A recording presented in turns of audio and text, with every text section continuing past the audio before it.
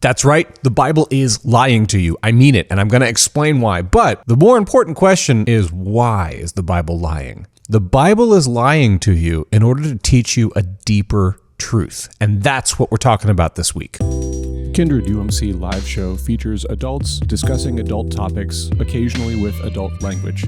It may not be suitable for young viewers. Please use discretion before watching. Hello all, welcome once again to the Kindred UMC pre-recorded live show, coming to you not live, but pre-recorded from my front room, aka Kindred Studio A. My name is Chris Hayden, I am the pastor of Kindred UMC. My name is Ann, and I'm the treasurer for Kindred UMC. My name is Danny, and I'm happy to be here. Yay. It's my trademark. That's, My money. everyone needs a little intro. It is. It's like being a Power Ranger or something, you gotta have a thing you say. Exactly. Or a color you are, or whatever. Yeah. I don't know. So it's Christmas! Yay. It's officially Christmas now. We don't have to say Advent anymore. Oh, good. We can say Christmas because this is Christmas Day. This will come out on Christmas Day. It's not really Christmas Day here, but you disregard that. And so we're going to be looking at an oft overlooked piece of scripture that I think is very important to the Christmas story. And we'll talk about why that is. So we're going to be reading from the book of Matthew, chapter 1, starting at verse 1. And it's a section known as the Begats. And you'll understand very shortly why it's oft overlooked. Because I'm about to read it. Try not to fall asleep. Here we go. An account of the genealogy of Jesus the Messiah, the son of David, the son of Abraham.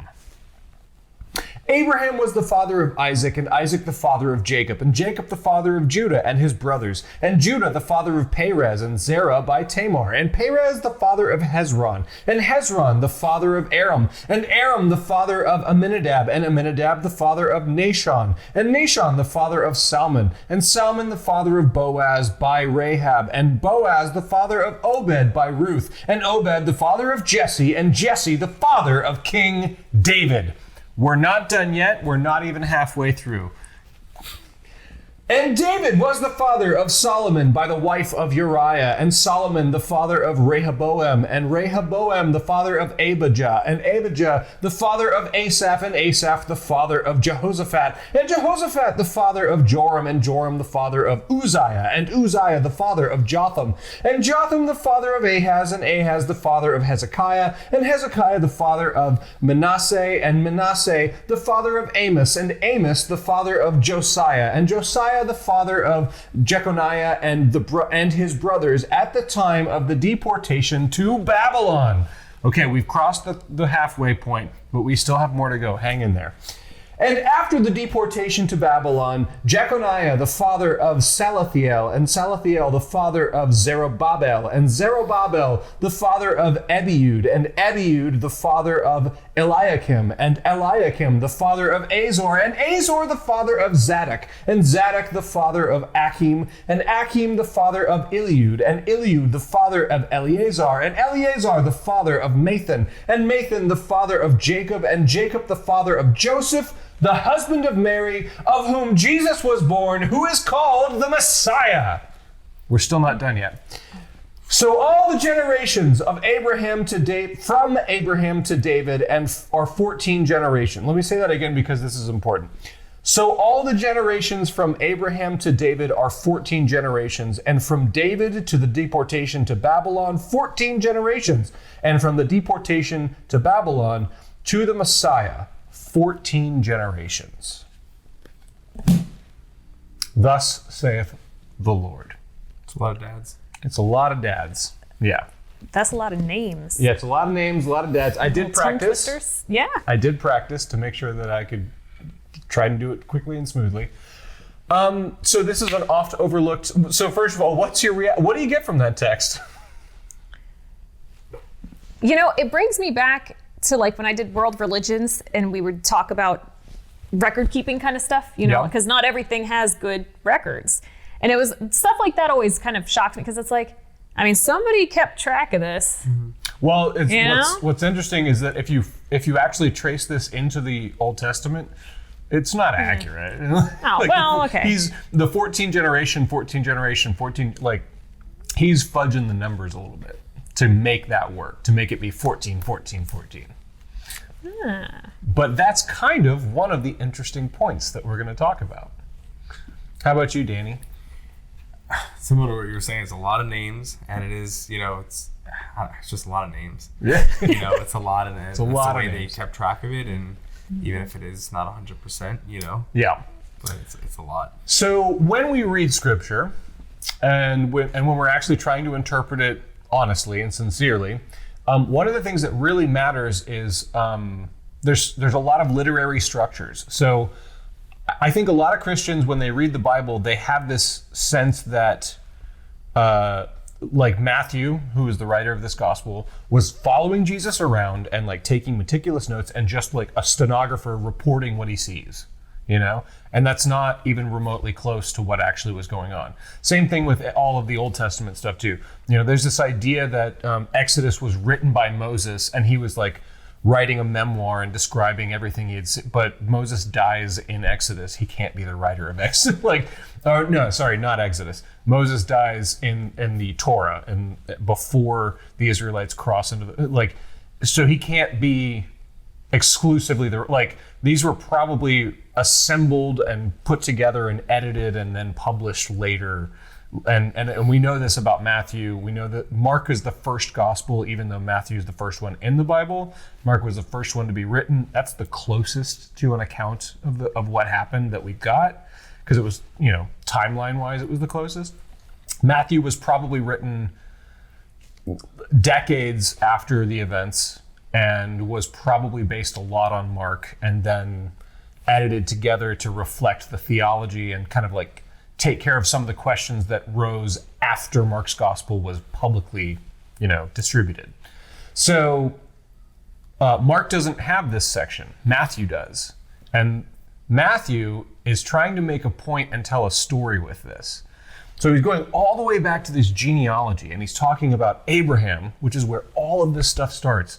God makes a covenant with this one person, Abraham. And the covenant, or actually his name was Abram at the time, and he later changes his name to Abraham. And the covenant, at the very, very beginning, the covenant is this simple. Take all of your stuff and all of your people and go over there to a place that I'll show you. And if you do that, then I will make of you, you'll never not have sons. I will make a nation out of you, essentially, is the kind of paraphrase. So it goes all the way back to this one thing that happened thousands of years ago, Abraham. And then goes through all of those generations. And did you notice the places where I stopped? Because I stopped at the 14th generation every time. Do you remember the first one? 'Cause I know it's a lot of names, so I'm asking a lot. It's okay if you don't. Amos? No, Was Amos was in there. Because Amos stands out because that's literally a minor prophet in the Bible. That's a name that he was a very important figure. The first important figure after where they pause that the writer that Matthew is actually drawing our attention to is David. It's King that's David. Right. Yeah. So the 14th generation is King David. And King David represents, and so the journey from Abraham to David is the journey from one person to a nation that is a global world power.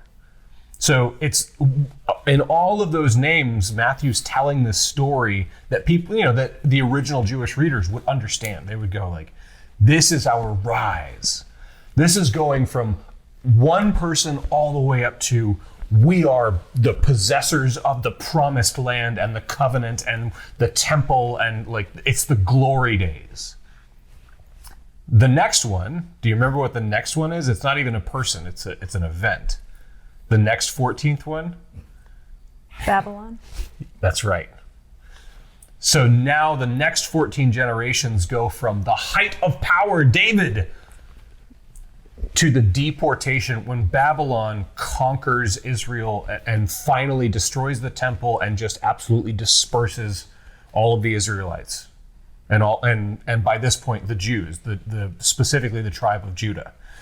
So the first 14 generations is this astronomical rise to power. And then the next 14 generations is this like downward slope down to defeat. The next 14 generations take us to Jesus. Take us to Joseph, the husband of Mary, the mother of Jesus, the Messiah, aka the Christ. The Greek word is Christos, the Christ. And then that's where we start. Like that's where Matthew starts his gospel. Like we've gone up and we've had the height of power, and then we've been brought low and humbled, and we've been waiting for 14 more generations for some kind of answer to why were we brought low? Will it ever be? And so there's this song by this guy named Andrew Peterson, and it's too difficult a song, otherwise I would actually cover it and perform it, but it's just hard to play. And but he kind of tracks this. The song is essentially based on this pattern. And he talks about the people coming to Moses and asking for a king with a sword in his hand and a crown on his head, and like, will there be a king? Give us a king. And then that's what ends up being Saul, and then ultimately David. Like, and then it goes to David and says, David, he's the king we wanted, a sword in his fist and a crown on his head. You know, has there ever been a king like this? And it's like, it's this amazing thing. And then the story goes that, you know, Israel gets defeated and they become this, God has abandoned us, what have we done wrong? And then the words from, in the song, from the people to the prophet, Isaiah, it's, you know, will there be another king like this? Will there be another king with a sword in his fist and a crown on his head? Are we ever going to kick out these intruders and these people who have burned down the temple? And like, will there be another king? And the words that Isaiah speaks to the people in the song and literally in the Bible are, no, this will be a man of sorrows. This will be a man who will be rejected and despised. We won't even be able to look at him. And by his wounds we will be healed, and by his death we will be given life. There will never be another king like that. There will be a different kind of king. And this is where Matthew is starting the story. And for those of you who have been in the church for a while, you know that Jesus is born in squalor conditions, in a cave with livestock, and he spends his first night in a feeding trough. Like, this is the kind of king that God is setting us up for. And so there's this narrative in, like, we want it to be like this. And God says, that's not how I'm going to do it. So, and that's a lot of information. That's a lot of like narrative stuff. But I just want to ask, first of all, just very broadly, what does that make you think of? Like, does that kind of, what are your expectations with Christmas, and what do you kind of like hope for from Christmas? And then, you know, I'm setting you up for like, have you ever been disappointed by that? And you know, what comes to mind around the idea? What is we're getting at the meaning of Christmas? You know, like, so what stands out for you about that? And sorry, I'm going to check my notes. I'm going to listen, but I'm also checking my notes because I got a lot of stuff going on. So there was actually one year, my dad was really good. Sorry, spoiler alert, kids, we're going to talk about Santa. So listen, parents, turn away. Close it out right now. But so my dad was really good, like if you were doing the Santa game, that there was always like, you know, when you'd wake up and the train would already be set up kind of thing. He always tried to have like the special thing. That. So my brother had asked for one of those little, I don't remember, it was dinosaur or something, and it had a remote control, so it would walk and whatever. And he hid the remote in the back of the tree and had already set it up and buried it behind like the table and everything in a different room. And we went through, and my brother was like 5, you know. We went through everything, opened all the gifts, and James is kind of looking around, looking confused, and he goes, what's going on? And he goes, I don't know, I think something, you know, like, it wasn't everything, like everything was good. And Dad goes, well, what happened? Did something get forgotten kind of thing? And he goes, well, I asked for something and I didn't get it, but it was okay. But it was like this moment where like, I didn't expect the 5-year-old. What a good boy. He's not a good boy now. Yeah. But, you know, like I didn't expect the 5-year-old to be like, it's okay, you know, like. Yeah. I got sure other about it. Yeah, he was like, I got all this other stuff and I didn't get this one thing, but like, that's all right. And Dad was like, Santa doesn't forget stuff. Let's check this out. And oh my gosh, you should have seen this kid's face when he heard like the roar or whatever in the other room. But it was this, the expectation was there, but it didn't show up. But instead of being Debbie Downer and throwing a fit and being what you would expect a 5-year-old to be, he was just kind of like, oh. That is delightful. It really was. It's a shame he didn't turn out any good at all. Yeah. You hear me? You hear what I'm saying? I've never even met the guy. I don't know. No, he is a good kid. You're a good kid. But, But he's if you ever 21. tell anyone I said that, I'm going to smack you. Yeah, you're 21, so have fun. Yeah, have fun. Have good, responsible fun. That's right. How about Dan? What Christmas memories come up for you, especially with surprises and unexpected things? And I think for me it was always just like getting up. I never got up early in the morning, and then getting up early in the morning, walking out of my room, going downstairs, and seeing the Christmas tree and the lights, and there were presents, and I think it felt like a different day. Did Santa bring opened presents, or did Santa wrap your presents? They were wrapped. Ah, Santa's elves were overachiever neighborhood, I think. Santa's elves were when Santa came to visit me, all my presents were unwrapped. So we had like wrapped presents that we would exchange in the family, but then Santa always brought like toys to be displayed, and they were like set up and like coming downstairs, or we didn't have stairs, but like the coming downstairs and being like, what's underneath the tree? Like, yeah, a very special magical feeling. Yeah. So here's the thing. And according to Matthew and also Luke and the other, like, Jesus didn't really come for the religious people. He came in a way that was utterly disappointing for the religious people. But to spin that on its head, it was absolutely uplifting for, and if you want to check out the shepherds, and like, it was uplifting for all the people who were not the religious people, who were out on the outs. And so there is this thing, one of the names of God, and especially around Christmas, is Emmanuel, which means God is with us. And there's something about this radical testimony from Matthew that he said that when the people had come to accept that God has abandoned us, we went from our highest moment down to our lowest moment, and we've been waiting. And the story of Christmas is ultimately, in those moments, God saying, I have not forgotten, and I am still with you. And even more specifically, leaving, the highest heaven to spend a night in a feeding trough in order to be with his people. Mm-hmm. And so the real Christmas story here is, no matter where you go, no matter how dark it gets, no matter how bad it gets, God is present and desperately wants to be present in that. So I want to ask about moments where you have touched that or felt that, or maybe looking back now you can identify that. When have you felt God being with you? And of course, I'm willing to go first if you need time to think. Yeah. Okay, I'll go first. I was, I grew up in an abusive home, single mom, undiagnosed mental illness, and this was right when I just graduated high school and was kind of still at community college, still living at home, that kind of thing. And my mom lost her job. She was essentially fired for being mentally ill.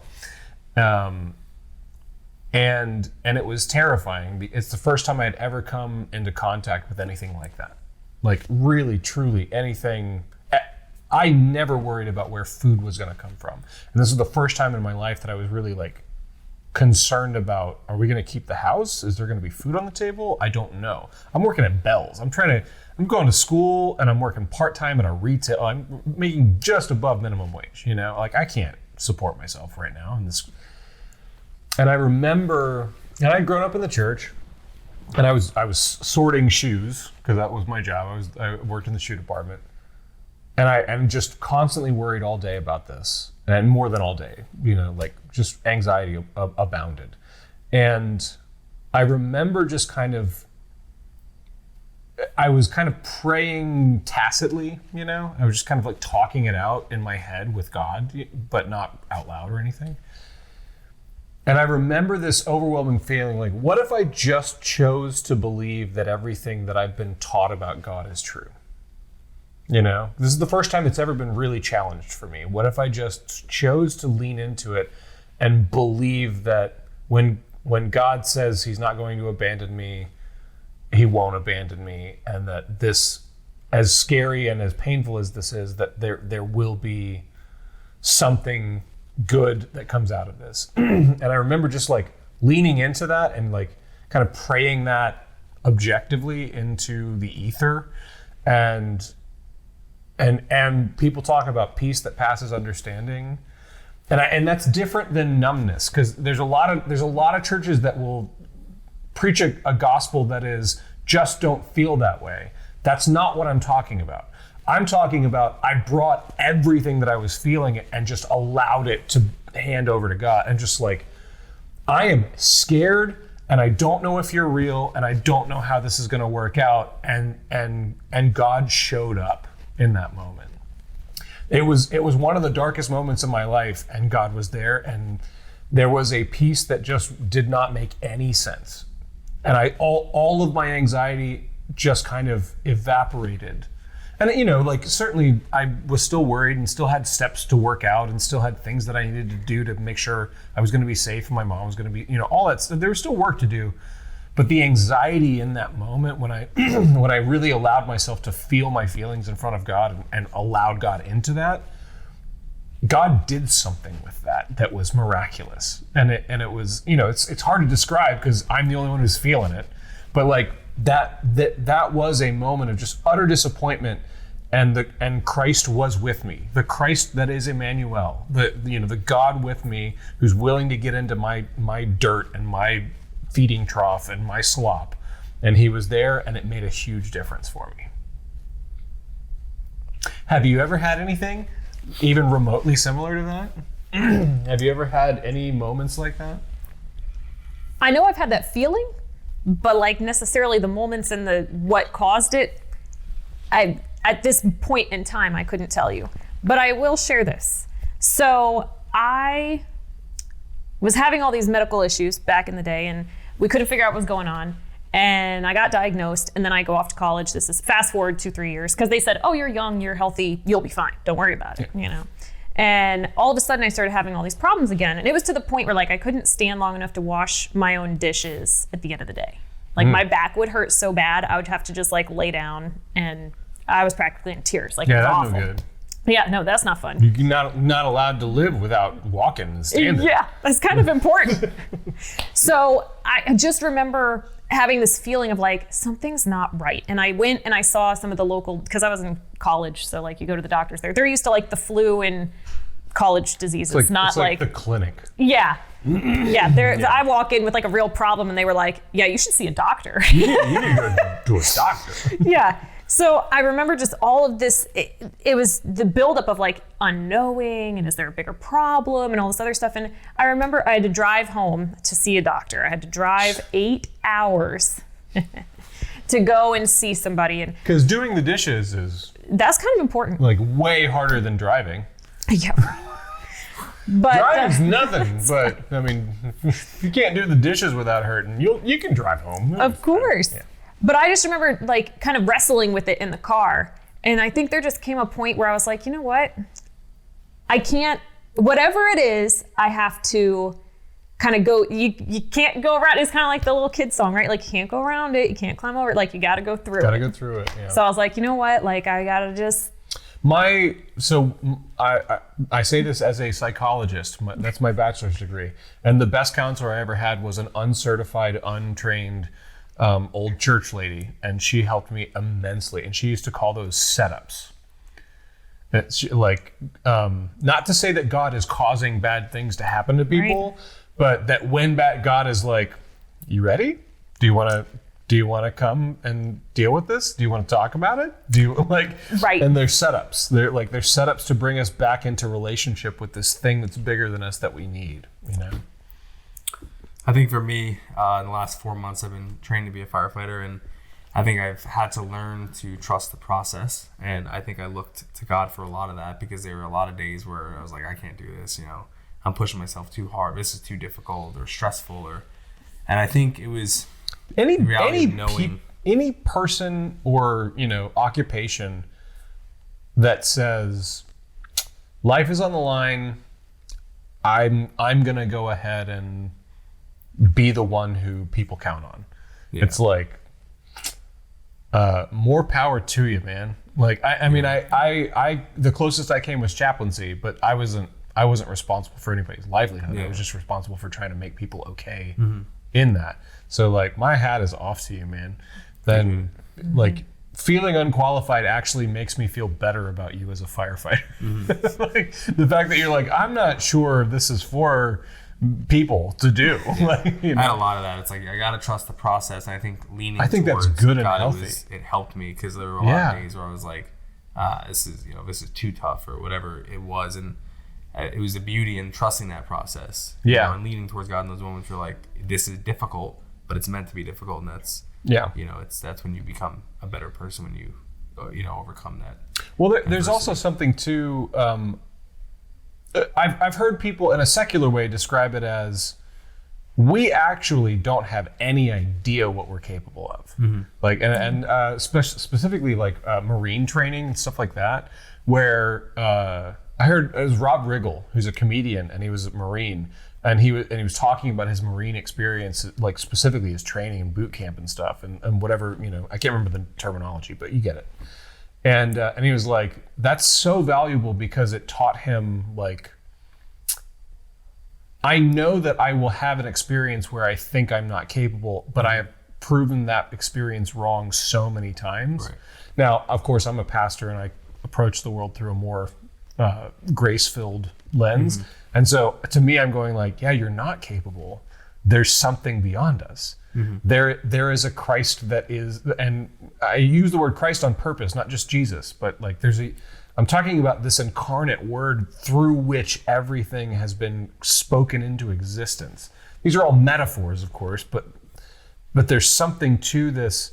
There's something undergirding creation and existence that is graceful and loving and lovely, that wants what is best for us and will empower us to do things we never thought we were possible of. And that is the story. And who's willing to humble himself to the point of shame and even death on a cross, just to be with us in it, just to give us that gift of, in the midst of our darkness, in the midst of our not knowing how it's going to go, in the midst of our not knowing if we're even qualified or capable of doing this, that this God is, I want to be with you in that.